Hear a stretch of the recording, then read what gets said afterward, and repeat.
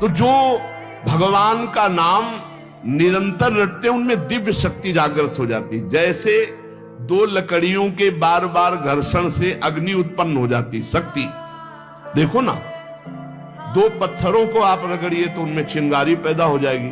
तो दिव्य चिदानंदमय नाम जब हमारी जिह्वा पे रगड़ होती है उसमें ऐसी महान शक्ति जागृत होती।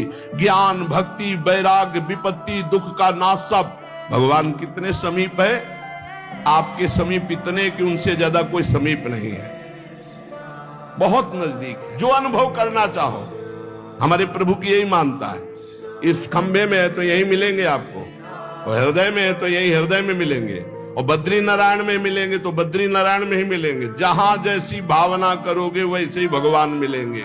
और सर्वत्र है तो सर्वत्र, फिर यहां भी है। नाम जप सब कुछ इसी से प्राप्त हो जाएगा, विश्वास कर लीजिए। तो लोग पूछते हैं कौन सा नाम जप करें, तो पहली बात है कि जो आपके गुरु ने नाम दिया है वो नाम जप करो। यदि आपने गुरु नहीं बनाया तो जो नाम आपको भगवान का प्रिय हो, राम कृष्ण हरि शिव, जो नाम आपको प्रिय हो नाम जप करो। वो आपको गुरु से मिला देगा, गुरु मंत्र दिलवा देंगे, वो आपको भगवत प्राप्ति का सब वही नाम करवा देगा। आप शुरू तो करो नाम जप करना। जिनको सौभाग्य से गुरु मिल गए हैं, अपने गुरु के द्वारा दिए हुए नाम पर आसक्त हो जाओ। और मन का एक स्वभाव है, ये बगल में कुछ लेके चलने का स्वभाव है, गुरु से हटकर कुछ लेके चलने का। ये स्तोत्र ले लें, ये नाम ले लें, ये इसका स्वभाव है। इसी स्वभाव को हटाना है। गुरु ने कहा राम तो राम, गुरु ने कहा राधा तो राधा जीवन, उसी से आप देख लेना सब कुछ प्राप्त हो जाएगा। नाम की बड़ी महिमा है। विभिन्न ग्रंथों में भगवान के विभिन्न नामों को गाया गया है।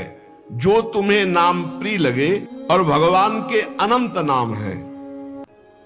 सभी भगवान के नाम समान बलशाली हैं, पर विशेषता होती गुरु प्रदत्त नाम में। जैसे गोस्वामी जी को राम नाम सर्वोपरि, चैतन्य महाप्रभु कृष्ण नाम सर्वोपरि, हरिवंश महाप्रभु राधा नाम सर्वोपरि, कोई हर्ज नहीं। उसी एक परम तत्व के अनेकों नाम हैं, जिसको जो प्रिय लगे खूब पकड़ लो उस नाम को जोर से, बार बार उसे जपो। तो जो भगवान का नाम निरंतर रटते उनमें दिव्य शक्ति जागृत हो जाती। जैसे दो लकड़ियों के बार बार घर्षण से अग्नि उत्पन्न हो जाती शक्ति। देखो ना, दो पत्थरों को आप रगड़िए तो उनमें चिंगारी पैदा हो जाएगी। तो दिव्य चिदानंदमय नाम जब हमारी जिह्वा पे रगड़ होती है तो उसमें ऐसी महान शक्ति जागृत होती। ज्ञान, भक्ति, वैराग्य, विपत्ति, दुख का नाश सब। देखो गोस्वामी जी सरल भाषा में कह रहे हैं, यदि हृदय में और जगत में भी लोक में मंगल चाहते हो तो अपनी जिह्वा रूपी देहरी पर, जो भीतर और बाहर दोनों को मंगल करेगी, नाम विराजमान कर लो। गोस्वामी जी को प्राण प्रिय है 2 अक्षर राम, ऐसे प्राण प्रिय है हमारा 2 अक्षर राधा। जिह्वा पे विराजमान कर लो, लोक परलोक सब मंगल को प्राप्त हो जाएगा। सर्वत्र भगवत दर्शन, तीसरी बात आई।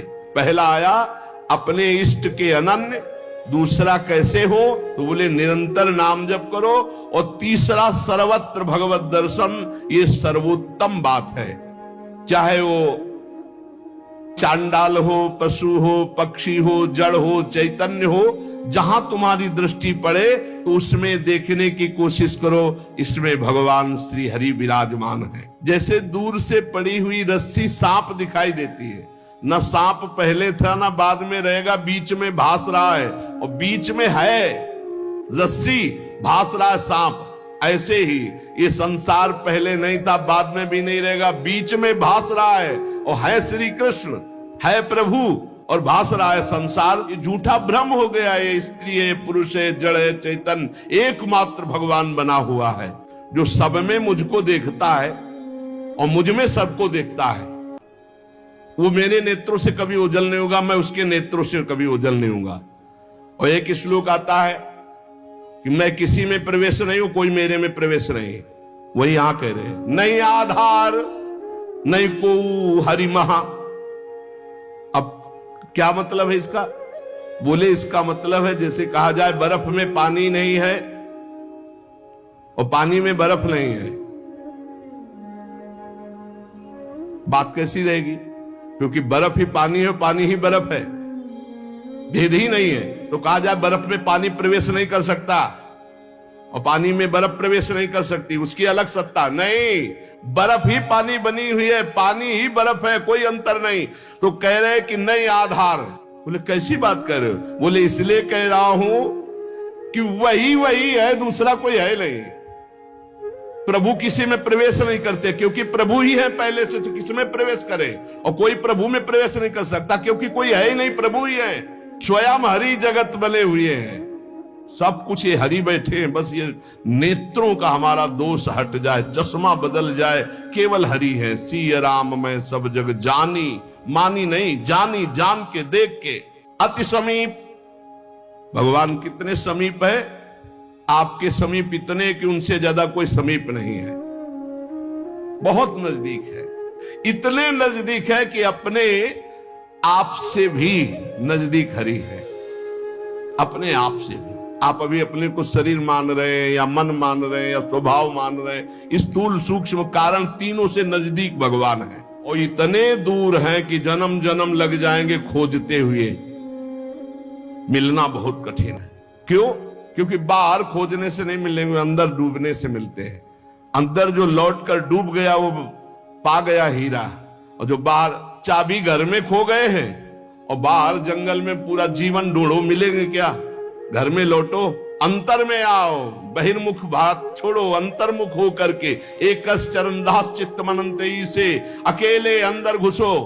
कुछ लेके नहीं जाओगे, प्रेम गलियत साकरी, जितने संबंध सब ये बोझा है, नहीं ले जाओगे अंदर। अंतर्मुख अकेले होकर असंगो हम, और फिर ढूंढो तो मिल जाएगा, वही मिल जाएगा। और जब वो मिलेगा तो ढूंढने वाला नहीं रहेगा, केवल वही वो है जो अनुभव करना चाहो। हमारे प्रभु की यही मानता है, इस खंभे में है तो यही मिलेंगे आपको, और हृदय में है तो यही हृदय में मिलेंगे, और बद्री नारायण में मिलेंगे तो बद्री नारायण में ही मिलेंगे। जहां जैसी भावना करोगे वैसे ही भगवान मिलेंगे। और सर्वत्र है तो सर्वत्र फिर यहां भी है। कैसे भगवान समाये हुए हैं? जैसे दूध में घी। अब दूध में पूड़ी बनाओ, नहीं बन पाएगी। अब प्रक्रिया है, दूध को दही जमाओ, दही का मंथन करो, मक्खन निकालो, मक्खन को सिराओ, घी आ गया। ऐसे ही गुरु प्रदत्त साधना के बिना यह दृष्टि नहीं प्राप्त हो सकती। सर्वत्र श्री भगवान है। भगवान कैसे समाये हुए? पय घृत, दूध में घी के समान। जैसे अग्नि और लकड़ी, लकड़ी में कहीं अग्नि है लेकिन घर्षण करो, अरण्य मंथन उसी को तो कहते हैं। लकड़ी के घर्षण से अग्नि पैदा हो जाती।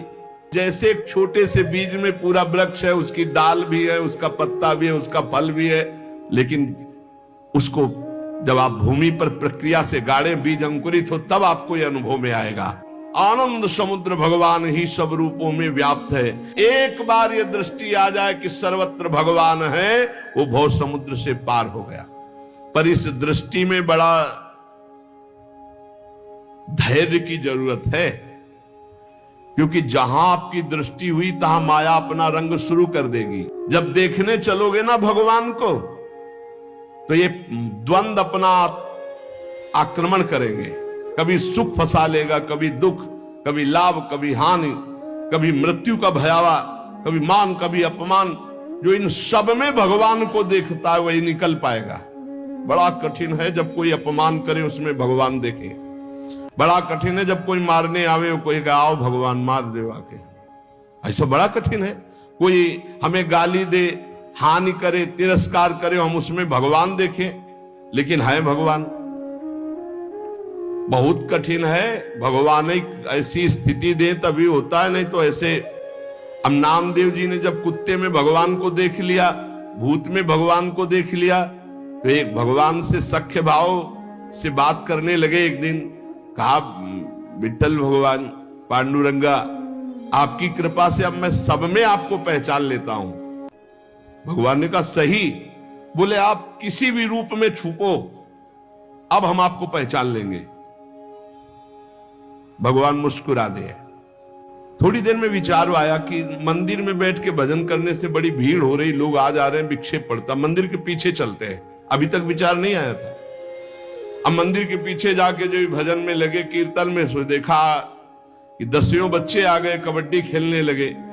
यहां बड़ा विक्षेप, चलो नदी किनारे चलते हैं। तो नदी किनारे जाकर कीर्तन करने लगे। अभी कीर्तन शुरू ही हुआ था कि वहां बैलगाड़ी से तंबू कनात उतरने लगी, हो हल्ला शुरू हो गया। उनके नजदीक दूर से गए, बोले यहां हम भजन करने आए थे, यहां भी उपद्रव शुरू किया। तो उसकी पत्नी गड़ासा लेके निकली, बोले हम भोजन की व्यवस्था भगवान ने कर दी है, मिल गया है, काट के अभी हम बनाते हैं, हम सब लोग खाते हैं। नामदेव जी ने कहा यहां तो मरने वाला प्रोग्राम शुरू हो गया, ये कौन लोग है जो हमें काट के खाएंगे। गड़ासा लेके दौड़ी नामदेव जी की तरफ। पति ने कहा तुम चिंता मत करो, दूसरा गड़ासा लेके वो दौड़े। अब वो नामदेव जी ने भजन तो फिर भी हो जाएगा जो जिंदा रहेंगे, भागे मंदिर की तरफ। और सांस, और जैसे जैसे भागते पीछे पकड़ पकड़ अब पकड़ा पर। जब नगर में प्रवेश किया तो वहां देखा कि कोई ने, फिर मंदिर में गया, कहा हाँ, भगवान ने कहा क्या हो गया। बोले प्रभु ऐसा ऐसा घटना घटी, पता नहीं किस देश के वो लोग थे कि वो कह रहे थे लाओ काट के खाते हैं, और वो दौड़ पड़ी उनकी पत्नी। फिर वही बोले पहचाने नहीं क्या। बोले प्रभु पहचानना क्या है, वहां इतना बड़ा गड़ासा ले। बोले रुक्मिणी जी वो थी और मैं था, और कौन था, और कोई दूसरा थोड़ी था। बोले अगर मैं छुपना चाहूं तो तुम मुझे पहचान। बोले प्रभु प्रभु सोई जाले जी देव जलाई जालत तुम्हें तुम्हें। भगवान ये कभी अहंकार न कर ले कि मैं बड़ा भगत बन चुका हूं, सब में भगवान देखता हूं। ऐसा रूप लेके आएंगे कि समझ ही नहीं पाओगे। मान अपमान, सुख दुख, निंदा स्तुति, जन्म मृत्यु, इसे समान देखने वाला जीवन मुक्त होता है। देखो ये, इस पर हमें समान होना पड़ेगा। द्वंद्व विमुक्ता, सुख दुख संगई।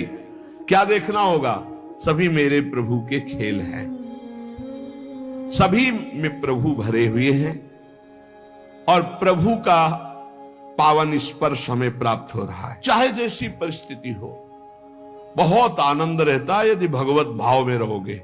जगत भाव में तो कैसे भी रहो दुख ही दुख है, भगवत भाव में बहुत आनंद।